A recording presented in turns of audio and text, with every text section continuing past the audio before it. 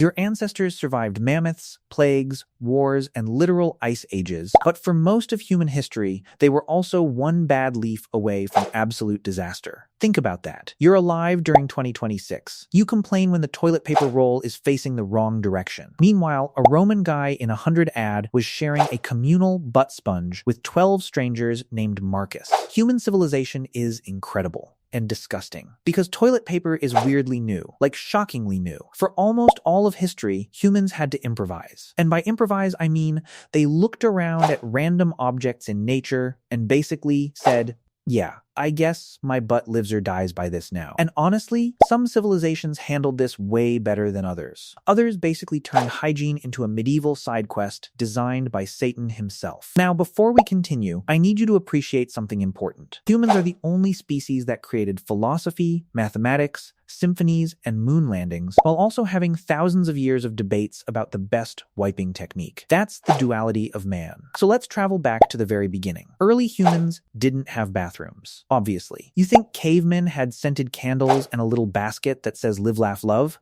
No. Your ancestors were out there fighting wolves with sticks. The bathroom situation was basically find bush, pray, and whatever was nearby became the solution. Leaves, grass, moss, water, snow, animal fur, which sounds primitive because it was. But honestly, some of these methods were surprisingly smart. Others were biological warfare. Imagine accidentally grabbing poison ivy during an emergency. Your whole tribe would watch you walk around like you lost a fight with bees. And here's the crazy part. Different civilizations developed completely different wiping technologies. Human history is basically one giant global science fair of terrible bathroom ideas. The ancient Greeks, for example, used stones and broken pottery, not metaphorical stones, actual rocks. Human beings literally invented democracy before softness. That's insane priorities. Archaeologists have even found wiping stones with signs of use. Imagine spending 10 years studying ancient history only to discover, yup, this pebble definitely touched somebody's ancient cheeks.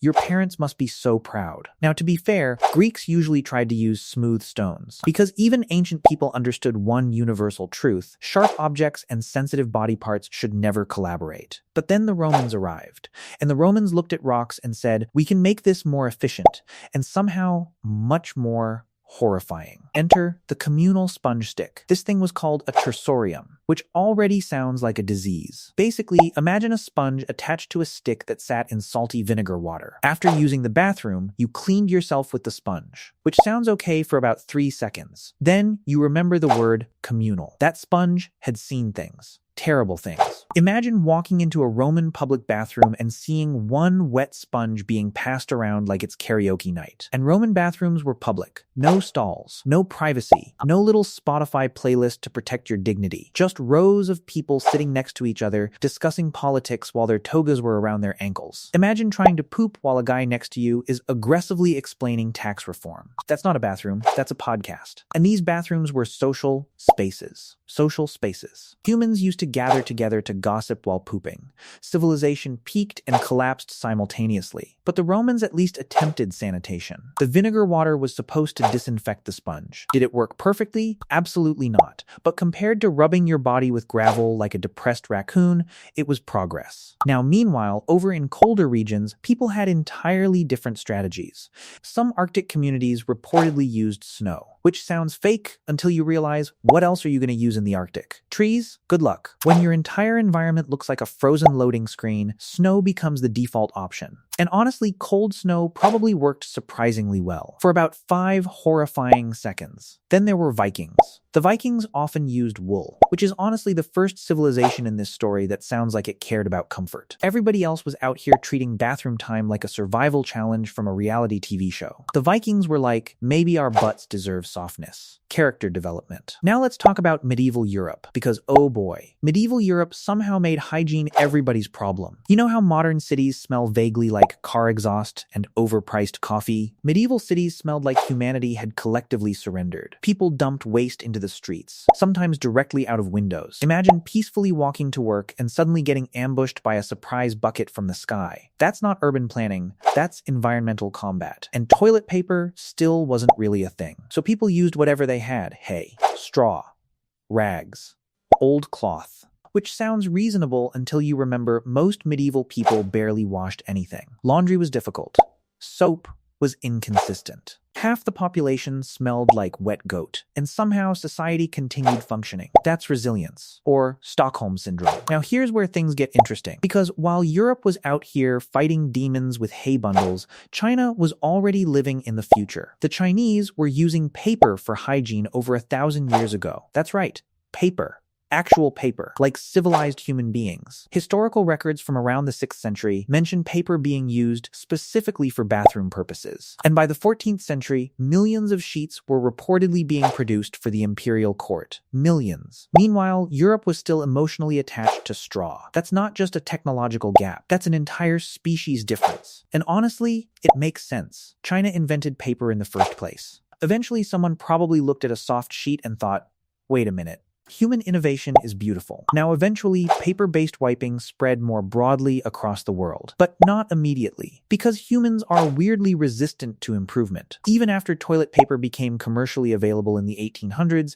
people thought it was strange, which is hilarious. Humanity invented trains, electricity, and industrial machinery, then looked at soft bathroom paper and said, I don't trust this witchcraft. Before dedicated toilet paper, people often used newspapers, catalogs, and magazines, which means somewhere in history, a man read terrible political news and then literally wiped with it. Honestly, that might still be the healthiest way to consume modern media. And old catalogs were especially popular. One famous example was the Sears catalog in America. The pages were soft, cheap, and everywhere. Imagine ordering farming equipment from the same book that later betrayed you in the bathroom. That catalog lived multiple lives. Now, eventually, toilet paper became standardized, and thank God, because the alternatives were genuinely insane. But here's the really fascinating part. The history of toilet paper isn't actually about toilet paper. It's about civilization itself. Seriously, think about it. The moment humans stopped wandering and built permanent settlements, hygiene became a massive problem. Hunter-gatherers could just leave. But cities trap humans together like a multiplayer survival server. Suddenly, waste management matters a lot.